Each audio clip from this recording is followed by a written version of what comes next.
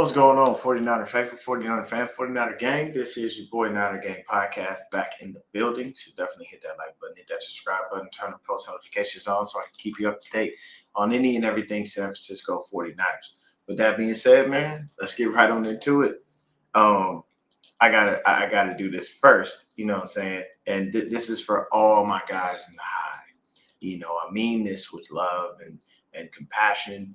You know what I'm saying? You guys are my brothers. I appreciate y'all for allowing me into the hive. Zach, Matt, B-Dubs, Christian, all the guys in the hive. I just have to give this to you. Share this with Look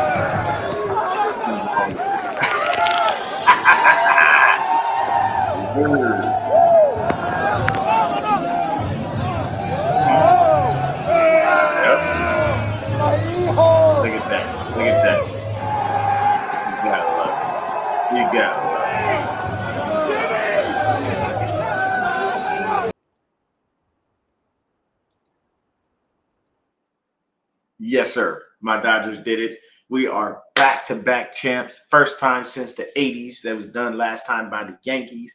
Sorry we had to ruin the dreams of the Toronto Blue Jays and whatnot and their fan base. And what was so beautiful was after we won, there were people in the streets of Toronto playing They Not Like Us and partying. Like, this is like, if there wasn't already nails in Drake's coffin from the idiotic battle that he had with Kendrick Lamar, which he knew he was going to lose, this was definitely more of a final nail in the coffin. You have your Toronto Maple Leafs in the World Series, and you see Mookie Betts make that double play. And it just breaks your poor little heart, Drake. You know, he laying in his bed. They use a coffee on my elbow. And everybody else that hates on my Dodgers, man, keep hating, baby. Hey, we back-to-back champs, 2 years in a row. I don't know what you want, okay? You can be mad about it, but at the end of the day, we're the champs. You're not. It is what it is. But with that being said, that started off a fantastic weekend. And then my Niners won too, so I'm like, what am I to do? I feel great. My Bulls look great for preseason. You know what I'm saying? Buzelis looks like a really good pick. Like, I mean, I did this, I'm floating right now. I'm floating, feeling real good. Floating high, on cloud nine right now. Sports teams are doing fairly well. You know what I'm saying? So I'm not mad at anything, man.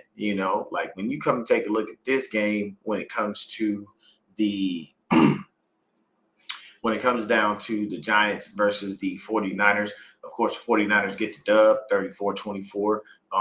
And we make sure that we go ahead and go into the Giants stadium, get out unscathed, which is definitely the key. That's the focal point of this. We got out. We didn't have any extra injuries to add. Unfortunately, though, I take that back. We did have one injury, and it made that turf monster may have possibly gotten Michael Williams. They don't know what the situation is right now at the moment, but unfortunately, turf monster may have gotten Michael Williams, and yeah, that's not good for us because we already just short on that D line, man, and we need all the help we can get. So unfortunately, hopefully the kid is okay and it's not something that's going to be season ending, but it's definitely a rough go for us right now. We're having a heck of a time with these injuries and trying to keep people healthy, and people just keep dropping like flies. I mean, there are so many memes literally out there about the 49ers. They got a dude wearing the 49ers outfit. He got off the plane and all you heard was a crack and he broke his leg. They were like, yeah, you must be a Niner. It's really that bad with us and these injuries, man. So we got off for the most part unscathed. Hopefully everything is good with Michael Williams, wishing him speedy recovery and hope that, he's doing well as far as that's concerned. But in this game, man, one of the things that I want to talk about in the first part of this is Mac Jones. Man, look, let me stop sharing for the moment. That dude is a full-on warrior. Mac Jones has done things that you could not even imagine for this squad. The man is 5-2 as a starter for us. And y'all, he's doing this with backups. Okay? Technically speaking, the only people he's played with that are true starters are George Kittle and CMC. If you gave him George Kittle, CMC, and you threw in Brandon Ayuk and Ricky Pearsall on top of that, he'd have the whole host of weapons at his disposal. So right now, we don't know when Pearsall is coming back, which is unfortunate. And like I said, I'm starting to be a little worried because this is taking a lot longer than anticipated, and that's not good. You know what I'm saying? But even with Brock Purdy, that situation is kind of scary as well because he still hasn't come back, and I don't know why. And I understand that is a very, very serious injury, and it basically affects his throwing mechanics. But we need to get this figured out. Hey, what's going on, media? Hey, shout out to our dog, 49er Media. His boy was playing for the other team. He was playing for Big Blue. But I know you heard that name a couple of times, media, with Demetrius Flannigan-Fowles. I know that's your dog, man. I know he's your boy. You know, he was there, man. He was there. He made a couple of little plays here and there. He played a little bit. So, I know that makes media happy to see that his boy is out there still working. But honestly, in this game, man, it was a beautiful thing. Mac Jones has done so much with this team and just the small bit of players that we do have. I couldn't imagine Mac Jones having some serious weapons out there. Like, I really couldn't. 33, yeah, I know that's kind of wild. I know you're so used to him wearing that 45, but honestly, to me, it's a little bit different because Mac Jones has pretty much made something out of nothing in every which way you can think of. The man has come in, he's played, he's done the best that he can with what we've given him, and we haven't given him much. And he's out there just making a name for himself. And I know that we have Mac Jones signed for next year as well. But with the play that he is, with what he's putting on film right now, I don't know that Mac Jones stays our backup. I'm just telling you that right now. I guarantee you teams are looking around the league going, so we wrote this kid off just a little too soon. Maybe he just wasn't in the right system. You know what I mean? Because he didn't have too much of an issue his first year with the Patriots. In the second year, things just kind of took a downward turn, and then they just basically gave up on him. You know what I'm saying? I mean, the Patriots ain't mad right now because Drake May is looking like a superstar, balling out for them and doing everything that he can. Mike Vrabel over there doing what he got to do. But it's a situation of understanding this kid is a warrior. It's a testament to who he is. Mac Jones is out there playing with all kinds of injuries, and he just gets up every week and keeps going. Nothing stops the kid. You know what I'm saying? When he makes a mistake, you can tell he doesn't like it. I know that Brian Burns came in at one point and blocked a pass that was supposed to go to CMC, just basically a little pass to the flat. But Burns read it perfectly, blocked it, and you could see Mac Jones turn around and yell the F word pretty loudly because of course, he does not like to lose. And to be honest with you, part of that is going to come from it being instilled in him at Alabama as well. You got to remember, you at Alabama. Alabama, there was no option to lose because his head coach was Nick Saban. So Jones wasn't out there to lose or to not do anything or to not be a good player. And he's shown us everything we needed to see this year. He's played very well. This is more than anybody, once again, would expect from their backup quarterback. Your backup quarterback takes you to 5-2 while they're playing instead of your actual starter. You really every win that we get from Mac Jones right now at this point, honestly, is a luxury. It is a true luxury because we shouldn't be getting these W's out of the kid. Typically you can hope that your backup goes, kind of 50-50 when it comes to wins and losses. But for him to go out there week after week and put up performances the best he can and do everything that he can do, man, you got to stop.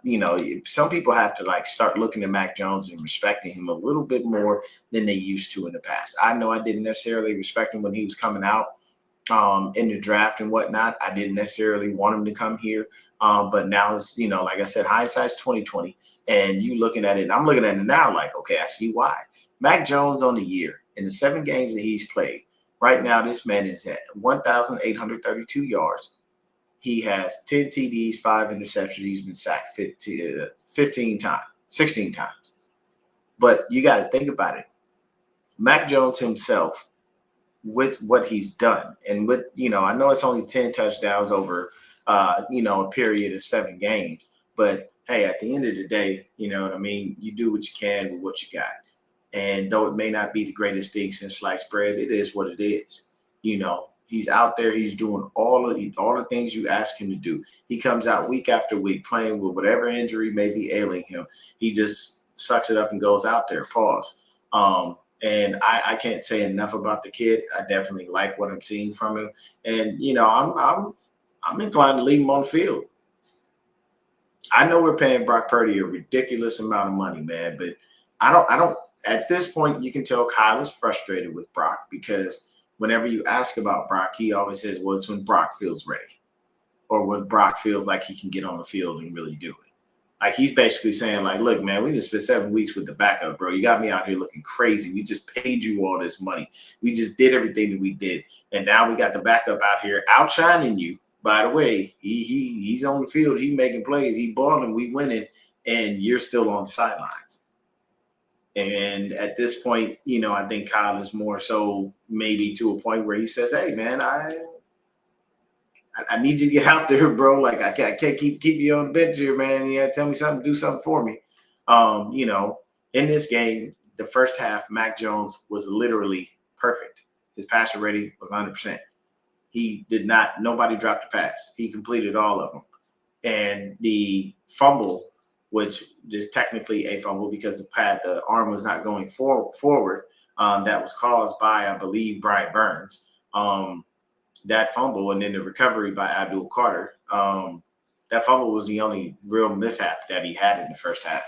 Mac Jones did everything that he was supposed to do. You got to love what he brought to the table. And, I'm very happy to say that dude is my quarterback. He has just been balling out of his mind. He's been doing things that you want him to do. There's nothing that, he can't do in this league. I mean, the kid has just been balling, doing everything that you ask and giving you nothing but quality football. Oh, we're gonna get to the run game. We're gonna get there, media. If you got some time, man, and you want to jump in, let me know. I can definitely shoot you the link. But in this instance right now, once again, sticking with Mac Jones, 19 to 24, 235 yards, 9.8 yards per throw, 2 TDs, no interceptions. He was sacked twice, but 76.4 QBR and 135.2 quarterback rating. I'm not mad at that in any way, shape, or form. I'll take that. You know what I'm saying? He did what he had to do. There was nothing wrong with that. Excuse me, flip over to Jackson Dart, 24-33, 191 yards, 5.8 yards per throw, and 2 touchdowns. You know what I'm saying? He was sacked twice as well. A little bit lower quarterback rating, but that's, it is what it is. But here's where it gets better for us because this is what we were supposed to do. Cool. Appreciate you, bro. This is what we were supposed to do. And this is why we won the game. It's very simple. Simply put, we ran the ball the way we were supposed to. 39 runs to 24 passes. That's what we needed to do. We took advantage of a team that was struggling in the run game, and that's how we wound up winning. And this is what makes sense. You give yourself this as an option so that you can do what you need to do. And me personally, when I looked at it, and I saw everything, this is exactly the way we needed to win the game. The Giants give up 148 yards per game. We had 159. That's exactly what you want to see. Christian McCaffrey, 28 carries for 106 yards. He was averaging 3.8 yards a carry, almost 4. He had that 1 touchdown. And Brian Robinson Jr., 5 carries, 53 yards, 10.6 yards a carry. And a touchdown? This is what I'm saying. The only thing I would like there is more carries to Brian Robinson Jr. That's the only other thing. That's exactly what I want. I want more carries to Brian Robinson Jr. Instead of it being so CMC heavy, where he's got 28 carries, I would love for it to be maybe CMC 28 carries, Brian Robinson 10. Maybe him 20 carries and Brian Robinson get 10. You know what I'm saying? Because technically speaking, we ran the ball with our backs 33 times. And it shouldn't be so, what is it, almost 80% CMC. So you got to get Brian involved a little bit more. I know he felt good, especially on that touchdown run that he did have, where he was able to bowl through some people and finally get into the end zone. First TD for him as a Niner. You got to love that. You can appreciate it for the guy. But that was definitely it. And then on the flip side of the ball, we didn't really stop them. We didn't really give them much in the run game, but we still have a problem with mobile quarterbacks. Jackson Dart was leading them in carries, 8 carries, 56 yards, 7 yards to carry, and a touchdown. Yeah, that's no good. Then, Singletary and Tracy, they didn't really do much. You know what I'm saying? I know the numbers and the averages might throw people off a little bit, but at the end of the day, we didn't allow them to, their actual runners to get over 100 yards. You know what I mean? We gave up 117 as a collective, but nobody individually went over 100. Then when you go down to the receiving, you look at it, CMC again, 5 catches on 6 targets, 67 yards, 1 touchdown. Juwan Jennings, 4 catches on 5 targets, 41 yards and a touchdown. You know what I mean? Not a lot of passing, not a lot of options. Kittle had 4 catches, caught all 4 passes, 32 yards. So you look at it, you look at the passing, there's not a lot there, but at the end of the day, it's because we went run heavy, which is what we wanted to do, what we were supposed to do, and that was the way we were going to win this game. We wouldn't have wound up winning this game if we'd have went too pass heavy, because it's just certain things that you just got to be smart about. Nice thing is we didn't have too many balls that were going too many places. You definitely had, a nice number of passes defense from the New York Football Giants, because the defense is pretty solid. It's the offense that's the issue at that moment. But when you take a look at it, for them, when it comes to receiving, Darius Slayton led them 5 catches, 62 yards. Wan'Dale Robinson, 9 for 46. And the only person who scored was Theo Johnson and Gunnar Olszewski. But here's the thing. Theo Johnson, that was one of the dudes I was talking about as their tight ends. Yeah, that's exactly what it was. And I think he dropped a touchdown as well. He had I think he dropped a touchdown or we knocked it out of his hand, one of the two. But that worked out well for us. Of course, there was that fumble that was recovered by Abdul Carter. So that was a little bit rough. But then you come in, you take a look at it. Tatum Bethune, 16 tackles. That man was everywhere. He drank his tackling fuel that morning. He was out there doing his thing. Of course, the sack came from Sammy Okwanu. And then Cleveland Farrell, he came and he got his sack, and his sack came out of nowhere too. His sack was nasty. Like he basically smacked Jackson Dart right in the back. Jackson Dart didn't even see him coming, because basically the offensive lineman had basically routed him all the way into the end zone and then turned around and gave up on him. And then Cleveland Farrell was like, I ain't done on this play. Ran up there and knocked the crap out of Jackson Dart. Like, you know what I'm saying? You can't hit him as hard as you would back in the day. Because, of course, they'll give you a penalty for unnecessary roughness in today's game. But previously, before all this, yeah, he would have got his world rocked. Jackson Dart probably wouldn't even been in the game. So we had a great day on defense, of course, with those 2 sacks. We had about 3 TFLs. We had 4 passes defense. Still no interceptions, but that's okay. That's just kind of how it works. And then for them on the other side, Bobby Okereke and Dane Belton both had 14 tackles. They were out there doing their thing. And then you take a look at it.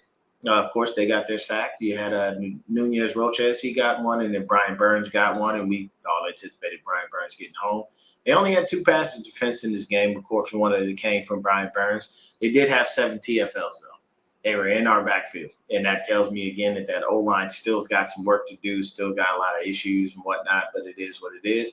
You come around, you take a look at the kicking, 2 for 2 with Eddie Pistolero-Pinero, 4 for 4. So he was 100% on his kicks and his extra points.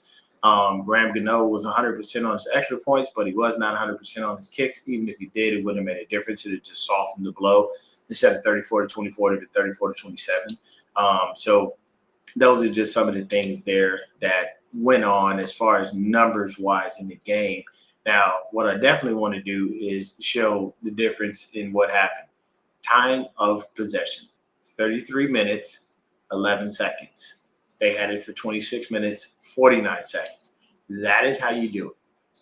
That's how you win football games. You do not, I repeat, you do not Yeah, that one field goal was definitely a line drive. It was a little crazy because it looked like it was going to fall short, but hey, he still made it. But the key is when it comes down to it, we had to make sure that defense got proper rest.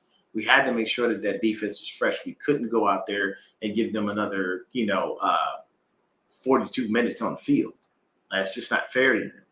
So us having the ball and working that out, running the ball, running the clock, making sure we understood what we were doing, giving the defense time, proper time to rest, going into the red zone and actually scoring and doing the things that we needed to do. Those are the things that, worked out for us. Because if we went to the red zone, we were 4 out of 5. We were 4 out of 5, they were 2 out of 3. Penalties, 6 for 34, they had 5 for 23. So it wasn't really too much going on there. But at the end of the day, we beat them in pretty much everything outside of running first downs because we both had 10. And then first downs from penalty, we both had 2. But 6 of 11 on third down is it's a good number. Of course, you'd like to have that a little bit higher, but it is what it is. But the focal point of this game was, how do we win? We run the ball. We ran the ball the way we were supposed to 33 times. We made it happen. Christian McCaffrey's over 100 yards. Christian McCaffrey has his 2 touchdowns. Like, we're doing whatever we need to do to win these games. And we're running things the way that they need to be ran. And this is what we should be doing week in and week out, forcing teams to stop our run and then going to the pass. You know what I'm saying? Hopefully next week you see Brock. Hopefully next week we see Ricky Pearsall. Hopefully, BA's practice window has been open, so hopefully we start to get him on the field. We would love to have everybody back versus the Rams and, come in at full strength, but it's just kind of hard to go in and ask, Purdy to knock off the rust against that kind of a defense. That's going to be a little bit of a rough go, and I don't want to see that. I'd hope and pray that things would be a little bit better for us and that we would be good, but it's just a situation of understanding, hey, all we want to do is make sure that we go out, do everything. Yeah, they need to open that window up already, because the longer they hold him out, to me, that tells me that there's more going on that they're not telling us, that they're lying to us as they usually do, because they can't really tell the truth because they would give other teams a decided advantage. But at the end of the day, if they don't open his window this week, you might as well just call him out for the year. Like, we're going through, you know what I'm saying? Hey, Per Dog, what's going on, man? It's been a minute since I didn't see you in the chat. What's happening with you, player? Hope you're doing good. But at the end of the day, this was a game that we needed to win. We got the W. Everything was cool. Everybody else won in our division as well, so it's a continual race. You know what I'm saying? Yep, I just need 3 more people, man. Just try to make sure I get to that 600 mark. Definitely so. But at the end of the day, we have everything that we need right now. We're still continuing to keep it. Hey, appreciate you, man. Appreciate you. Hopefully work is going well. Hopefully you have a great day at work, brother. But the key for us going forward is to limit the injuries, continue to play good ball, and continue to do what we did. Run the ball first, throw the ball second, stick with that formula, and we will continue to win. This is how Kyle Shanahan's offense works, and that's how it's worked the best no matter what we've done. If we go ahead and stick to running first and then passing second, it works. If we go to pass first and then run second, that don't always pan out too well for us. So I just say, for this specific game, we did what we did. We did what we intended to do by running the ball down their throats. We did what we intended to do by Mac Jones having a perfect first half, not missing any pass, throwing his touchdowns and whatnot. And we just need to keep the momentum flowing in the right direction to be able to keep pace with everybody in the NFC West. The only people in the NFC West that are really not a threat to us right now are the Arizona Cardinals. And that's unfortunately because they had just taken a nosedive. I'll be at that game, so I'll definitely be there rooting, having a good time, and doing whatever I need to do to be able to kick back, relax, and just go out with the people, have a blast, and we'll take over another stadium. That's one other thing that I did want to touch on. Jackson Dart himself said that he had never been in a situation where he played in the stadium and the other team's fans took over, which is what we did. We rented out New York like we always do. We have been traveling really, really good this year. Last time we traveled like this, and we got a lot of notice that we were in places that, maybe we haven't been in a while, or we took over like we normally do, was around 2019. And that was a darn good year for us. We hit the Super Bowl that year. Now, Super Bowl for us this year is a long shot. I'm not calling that by any stretch of the imagination, only because, hey, man, it's a rough year. We got a lot of injuries, and it's going to be really hard to climb that mountaintop and get there. You know what I'm saying? You got the Lions that are viable threats. You still have the Eagles that are viable threats. You know what I mean? It just, the Packers, even though they just took an L to the Panthers, they're still viable threats. You know what I mean? We got the Bucks. They're still viable threats. So it's a lot of people to get through to be able to get to where we go. But the one good thing that you could say about Kyle Shanahan is when he makes the playoffs, the man don't go to no less than the NFC Championship game. No less. So I'll give him that much. I'll give him credit for that. I don't think we signed anybody else, Perk Dog. With the injury to Michael Williams, maybe they may go after a pass rusher, but if we do, it's going to be somebody that's probably going to be, not a really big name, not a very massive type splash. Probably just somebody that can help us out on the edge. That's probably going to be it, man, because at this point, we are just running any and everybody out there that we can and hoping and praying that these guys are healthy enough. We usually like to get out of places like New York unscathed, but, Michael Williams situation, we'll see what it is. They'll tell us what happens. You know what I mean? The reason I didn't mention the Commanders as viable threats because they've just been having a really bad season. On top of that, Jaden Daniels is not going to play. So when Daniels don't play, they don't win. Marcus Mariota ain't taking them nowhere. He ain't never took nobody anywhere. So it is what it is. For me personally in this game, I was very happy to see that run game working the way that it was supposed to, watching CMC and his patience. Now, you could tell that CMC doesn't have the same burst and whatnot that he used to have, but what you can tell is he ain't lost that vision. CMC's vision is almost impeccable. The man knows where to be, where to go, how to get into these holes and get out of them. It's perfect. I love exactly what happened in this game. You do that and continue to do that, and teams can't stop you. You know what I'm saying? It gives everybody the option to run. I was right in my assumption that Spencer Burford would go ahead and play at left guard instead of Connor Colby. So we did that. So hopefully that continues and that works out for us for the time being. Because I know next year at a bare minimum, we need that first round pick because we need to get another left tackle. And I can tell you right now, we do not have a left tackle in the future on this squad currently. So we are going to need to draft one. So that first round pick next year is going to be focused on that. But for this game with the Giants, there's nothing short of a great game. I know we gave up 24 points on defense. But honestly, like even the last touchdown that they threw, that was pretty much garbage time touchdown. You know what I mean? Kind of caught Demo off guard, had his back turned and didn't pay attention. He tried to come over the top, try to punch the ball out a little bit, but it was what it was. I'd rather have 34, they have 24, we win versus, another close, super tight game and whatnot. But just to touch on that, honestly, we'll just take a look at the landscape of everything that's happened already from Thursday up till now, because tonight we got the Cardinals and the Cowboys, which I fully expect the Cowboys to go in there, to the Cardinals to be a Jerry World and take another L, you know what I mean? But as far as the scores for this week, Ravens beat the brakes off of the Dolphins 28-6. You got Tua out there with 261 yards and an interception, worth nothing.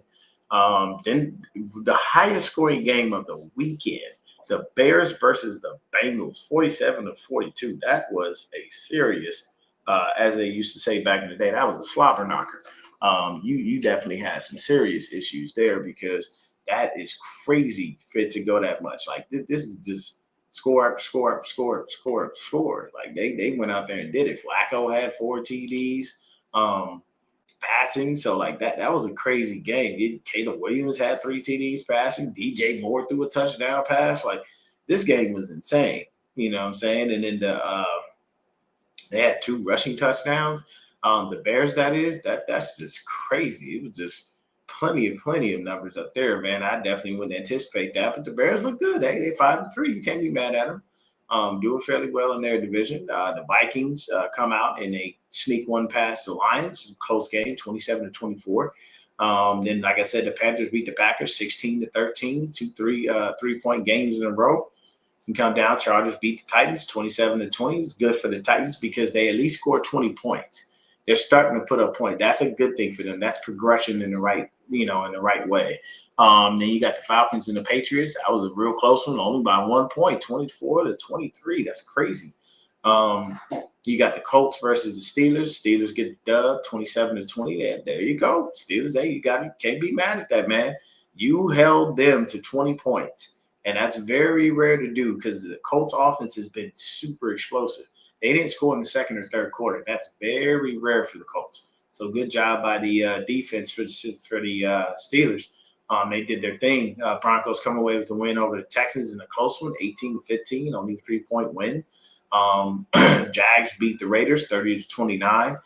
They get that dub there. They are 5-3. The Saints take another L, 34-10.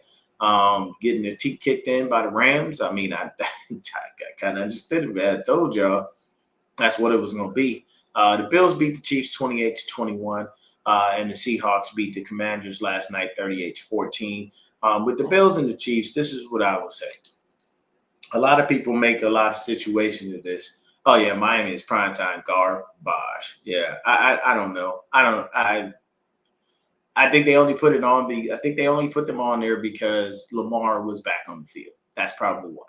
But what I will say is everybody made a big deal out of the game because it was, Josh Allen versus Patrick Mahomes.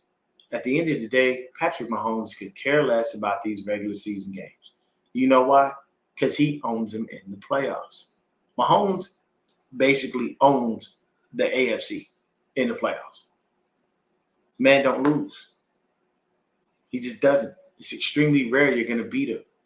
And the one thing that he can look at Josh Allen and say, Josh Allen can go, man, in the regular season, I'm 5-1 against you now. He can look at him and go, okay. At the end of the day, what's your record against me in the postseason again? Oh, yeah, you never beat me. I'm just saying, like, these are facts. So when people made a big deal out of it, I was like, I don't really care. Like, at the end of the day, this regular season win doesn't mean anything. At the end of the day, I got to beat you in the playoffs. Like, if I'm Josh Allen, and people are asking me at the podium, how does it feel to get a win over Patrick Mahomes? I'd love to get one against him in the playoffs. When I get that, that's where I'll be satisfied. Regular season win is great. It's great for the team, great for morale, all that good stuff. But at the end of the day, I need to beat them when it counts. And when it counts is in the playoffs. I got to show up there and make this, and win these games. That's what I need to do. Like, that's where your mindset should be focused on. It wouldn't really be anything about, just me versus Mahomes or anything like that. I'm like, nah, man, I don't care about that. Regular season don't mean nothing. Regular season gets you to the playoffs. But, like, as far as this being a big game, nah, it's not really that big of a game. It's just me versus him, and that's what it is. So you got to love that. But Seahawks came out, dominated the Commanders, man. They literally scored in every quarter except for the fourth, and they had an explosion of points in the second. They scored 24 points in the second quarter. Seahawks went out there and blew them out the box. That young kid, man, he out there doing it to get Jackson Smith and Jigba. 8 catches, 120. People don't sleep on that kid. If you look division by division and you try to start ranking top receivers, our division will most likely start off with Puka Nacua being one. Though Devontae Adams hasn't had a ton of targets and a ton of production, he's still a viable threat. Do not sleep on that man. But right after that, you would have to go to Jackson Smith and Jigba. The kid is a superstar. I love what he's doing on the field. And nobody talks about him. It's as if people just forget that he exists. And I don't understand. I'm like, this dude is a superstar wide receiver. But y'all can talk about Justin Jefferson and Jamar Chase and all these other people, but you act like Jackson Smith and Jigba ain't out here balling out of his mind. Got to start giving the kids some more love, man. But that's the week of football. That's what I got for this game. Fantastic win for the 49ers. You know what I'm saying? We pick it up 34-24. Mac Jones had a perfect first half. He came out and had a great second half. Defense did what they needed to do. We got home a couple of times. We did everything that we had to do. You saw a lot better tackling, a lot better communication and whatnot. So you got to love what you're seeing from the squad. Prayers up for Michael Williams and his situation. Hopefully everything goes well. And hopefully next week, man, we see the return at least of Brock Purdy and Ricky Pearsall. I doubt we're going to see Brandon Ayuk at all. Probably on the sidelines working. But, I mean, he's got to get out there at some point. So, hopefully we at least get those two back, get our starter on the field. But I can tell you this, and I'm going to say this in closing. If Brock Purdy comes out and that injury is still hindering him, and he don't look good, do not be surprised if you see Kyle Shanahan sit him on the bench, tell him to heal up, we'll get him next year, and throw Mac Jones right back into the fray. The guy's been out there doing everything that he can, and he's been working with less than what most people have. And we're winning games. If he does do that, I'm not going to be mad at Kyle Shanahan. I'm sorry. I'm really not. I know a lot of people see me and they see how I don't really care for him a lot, but there are times where it's like, hey, man, make the decision. You're the man. You're the coach. You running things. If you're going to make that kind of decision, make that kind of decision. Stick to it. Roll with it. But at the end of the day, like I said before, he's going to deal with it all season. So at the end of the day, I'm sorry. If Kyle sits Brock Purdy for a couple more games and tells Mac to get out there and do it, at this point, just keep rolling with Mac, man. We love what Brock Purdy is doing. Maybe he might need more time to heal than we anticipate. Maybe this injury is worse off than we thought it was. Whatever the case may be. All I know is Ricky Pearsall better get on the field, because if he does not play this year and he winds up missing this year, like I said before, it's starting to look like a wasted first-round pick. And I'm not like everybody else where I like to give people, extra time and I have sympathy and empathy for these. No, I don't. We don't necessarily do good with picking the right players to be able to do the right things. So at this point, you got to get it together. There's nothing we can do. You just got to get it together. You got to get on that field. You got to show us something. Because other than that, we wasted a first-round pick on a guy who can't stay healthy. These are just facts, people. And I know last year, like I said before, we all understand last year that situation. There's nothing he can do about that. But at the end of the day, I need you to be on the field producing. Okay, you can't waste a first-round pick on a guy and just keep doing that. You know what I'm saying? So all of these things, okay, what's going on? F the Niners and F the Giants bird game. Well, let me tell you this, man. If you're bird game, I'm safely assuming you're a Cardinals fan. I'm gonna need you to show up to your games, because y'all keep getting beat out of y'all stadium every time. I literally have not seen the Cardinals stadium filled with their own fans for the most part this year. Y'all have not been showing up for your teams. So I'm not a Giants fan by any stretch of the imagination. If you are a Falcons fan, bird game, my bad. Are you an Eagles fan? I don't know. Tell me in the comments. I don't know. There's too many birds, so you got to make it a little bit more, make a little more sense of that one. But at the end of the day, I think Philly just made a trade for Jalen Phillips from the Dolphins. So they just making their defense even more stout. So can't be mad at that. But either way, come out with the dub. We did what we were supposed to do, ran the ball down their throats. We're going to have to do the same thing. We're going to have to run the ball down Sean McVay's throat, try to beat him for a second time this season next week. And other than that, stay up, stay blessed, stay faithful, have a wonderful day. Tell a friend to tell a friend to tell another friend. Go Niners.